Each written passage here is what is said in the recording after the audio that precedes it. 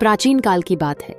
हिमालय की तराई में बसे एक छोटे से गांव में धर्मदास नाम का गरीब किसान रहता था। उसका जीवन सादा था, लेकिन हृदय में भगवान शिव के प्रति अटूट श्रद्धा भरी हुई थी।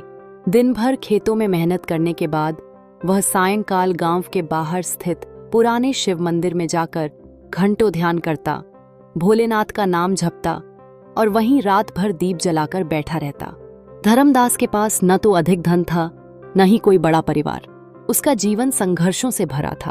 खेत में फसल अक्सर कम हो जाती, कभी बरसात धोखा दे देती, कभी अकाल पड़ जाता। फिर भी उसके चेहरे पर कभी शिकन नहीं आती। गांव वाले उससे पूछते, धर्मदास, इतनी मुश्किलें हैं, फिर भी तू प्रसन्न क्यों रहता है? वह मुस्कुराकर कहता, भोलेनाथ मेरे साथ हैं। जो कुछ होता है उनकी मर्जी से होता है।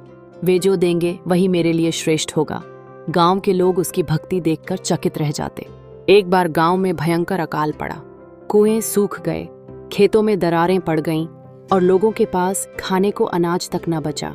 हर कोई अपने अपने परिवार के लिए चिंतित था। ऐसे में धर्मदास रोज की तरह मंदिर जाता और शिवलिंग पर नदी से लाकर जल चढ़ाता। लेकिन अब नदी भी सूख चुकी थी। दूर दूर तक पानी का नामो निशान नहीं था। गांव वालों ने उससे कहा, अब तू रोज कहां से जल लाएगा? नदी तो सूख गई है। धर्मदास ने शांत भाव से कहा, अगर नदी सूख गई है तो मैं अपने आंसुओं का जल चढ़ाऊंगा। मेरा भोलेनाथ भक्ति देखते हैं, सामग्री नहीं। उस रात सचमुच वह शिवलिंग के सामने बैठा और गहरे ध्यान में डूबकर रो पड़ा। उसके आंसू टप टप शिवलिंग पर गिरते रहे। वह पुकारता रहा, हे भोलेनाथ, यदि मेरी भक्ति सच्ची है तो इस गांव को बचा लीजिए। धर्मदास की प्रार्थना और आंसुओं से सारा वातावरण गूंज उठा। कहते हैं, रात के तीसरे पहर मंदिर में एक अद्भुत प्रकाश फैला और शिवलिंग से स्वयं भगवान शिव प्रकट हो गए। उन्होंने करुणा से भरे स्वर में कहा, वत्स धर्मदास, तेरी भक्ति ने मुझे बाध्य कर दिया। तूने कभी अपनी चिंता नहीं की, हमेशा सबके कल्याण की कामना की। आज मैं तेरे गांव की विपत्ति दूर करूंगा।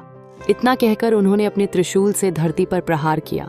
देखते ही देखते शिव मंदिर के पास से निर्मल जल की धारा फूट पड़ी, जो आगे जाकर एक नदी का रूप ले गई। उस जल से गांव के खेत हरे भरे हो गए, कुएं भर गए और अकाल समाप्त हो गया। सुबह जब लोग मंदिर पहुंचे तो उन्होंने देखा कि मंदिर के पास एक नई नदी बह रही है। सभी आश्चर्यचकित हो उठे। पूछताछ करने पर धर्मदास ने सच्चाई बताई, यह सब मेरे भोलेनाथ की कृपा है। मैंने कुछ नहीं किया, बस उनकी शरण ली। गांव के लोग भाव विभोर होकर शिवलिंग के सामने नतमस्तक हो गए। उस दिन से उस नदी को लोग भक्ति गंगा कहने लगे। कुछ वर्षों बाद पड़ोसी गांव का एक धनी जमींदार इस चमत्कार के बारे में सुनकर वहां आया। वह घमंडी स्वभाव का था।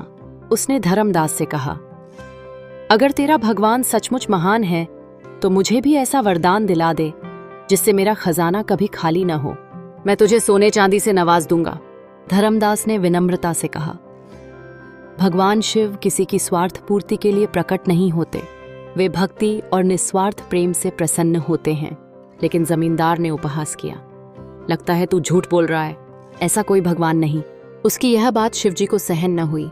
रात में जमींदार के सपने में प्रकट होकर शिवजी ने कहा, अहंकारी मनुष्य, धन के लिए हमें मत पुकार।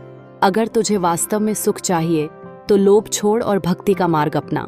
सुबह उठकर जमींदार का सारा खजाना रहस्यमय ढंग से खाली हो चुका था। वह घबराकर धर्मदास के पास आया और क्षमा मांगते हुए बोला, मुझे क्षमा कर दो। अब मैं समझ गया कि भक्ति ही सबसे बड़ा खजाना है। धर्मदास ने मुस्कुराकर कहा, भोलेनाथ सबको क्षमा कर देते हैं, तू भी अब श्रद्धा से उनका नाम ले। समय बीतता गया। धर्मदास की भक्ति का प्रभाव यह हुआ कि पूरा गांव शिवमय हो गया। हर कोई सुबह शाम मंदिर में जाकर भजन करता। उस गांव में फिर कभी अकाल या विपत्ति नहीं आई। लोग कहते हैं कि आज भी वहां बहने वाली नदी की धारा में स्नान करने से मनुष्य का हृदय पवित्र हो जाता है। अगर आपको हमारा यह वीडियो अच्छा लगा तो कृपया लाइक और सब्सक्राइब जरूर करें।